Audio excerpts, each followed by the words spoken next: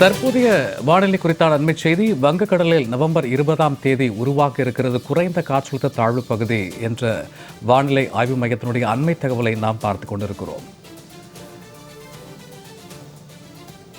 வங்கக்கடலில் உருவாக இருக்கிறது புதிய காற்றழுத்த தாழ்வு பகுதி.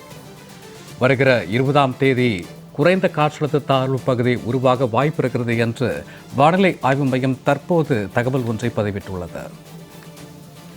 நவம்பர் 20ஆம் தேதியில் அந்தமான் ஒட்டிய கிழக்கு பகுதியில் குறைந்த காற்றழுத்த தாழ்வு பகுதி உருவாக வாய்ப்பு இருப்பதாகவும், இந்த காற்றழுத்த தாழ்வு பகுதியானது புயலாக வலுப்பெற வாய்ப்பு இருப்பதாகவும் வானிலை ஆய்வு மையம் தற்போது அண்மை தகவல் ஒன்றை வெளியிட்டுள்ளது. இதுகுறித்த கூடுதல் தரவுகளோடு இணைகிறார் எமது சிறப்பு செய்தியாளர் யோகேஸ்வரன். வணக்கம் யோகேஸ்வரன், தற்போது வானிலை ஆய்வு மையத்தினுடைய மழை குறித்தான தகவல்கள் என்ன, விரிவாக பதிவிடலாம்? சூர்யா, சமீபத்துல வங்கக்கடல்ல 2 குறைந்த காற்றழுத்த தாழ்வு பகுதி உருவாகி தமிழகத்துல பெரும் மழைக்கான எச்சரிக்கைகள் எல்லாம் விடுக்கப்பட்டது. முக்கியமா மிக கனமழைக்கான ஆரஞ்சு எச்சரிக்கை விடுக்கப்பட்டது. ஆனால் எதிர்பார்த்த மழைப்பொழிவு இல்லை. அதே நேரத்துல தமிழ்நாட்டுல வடகிழக்கு பருவமழை தீவிரம் அடைந்திருக்கிறதா என்றால் அக்டோபர் நவம்பர் மாதத்திற்கான மழைப்பொழிவு இப்போது வரை இல்லை என்பதுதான் தனியார் வானிலை ஆய்வாளர்களுடைய கருத்தாக இருக்கிறது. முக்கியமாக நவம்பர் கடைசி வாரத்துல தமிழகத்துல வடகிழக்கு பருவமழை என்பது தீவிரம் அடைவதற்கான வாய்ப்புகள் இருப்பதாக ஏற்கனவே தனியார் வானிலை ஆய்வாளர்கள் கணித்திருக்கக்கூடிய நிலையில வரக்கூடிய நவம்பர் 20ஆம் தேதிக்கு மேல் வங்கக்கடல்ல முக்கியமாக அந்தமானை ஒட்டிய கிழக்கு கடல் பகுதிகளில் ஒரு புதிய காற்றழுத்த தாழ்வு பகுதி, குறைந்த காற்றழுத்த தாழ்வு பகுதியை உருவாகக்கூடும் என்று கணித்திருப்பதாக தனியார் வானிலை ஆய்வாளர்கள் தெரிவித்திருக்கிறார்கள். இது குறித்து தனியார் வானிலை ஆய்வாளர் ஹேமச்சந்திரன் தொலைபேசி வாயிலாக சில தகவல்களை கேட்க முடிந்தது.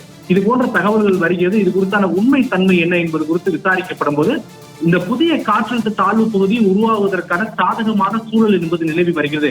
முக்கியமாக இந்திய பெருங்கடல் பகுதிகளில் ஏற்கனவே நிலவி வரக்கூடிய காற்று சுழற்சி காரணமாக அந்தமானை ஒட்டிய கிழக்கு பகுதிகளில் வரக்கூடிய நவம்பர் 20ஆம் தேதிக்கு மேலே ஒரு குறைந்த காற்றழுத்த தாழ்வு பகுதி, லோ பிரஷர் ஏரியா என்று ஆங்கிலத்தில் அழைப்பார்கள், அந்த குறைந்த காற்றழுத்த தாழ்வு பகுதி உருவாகக்கூடும்.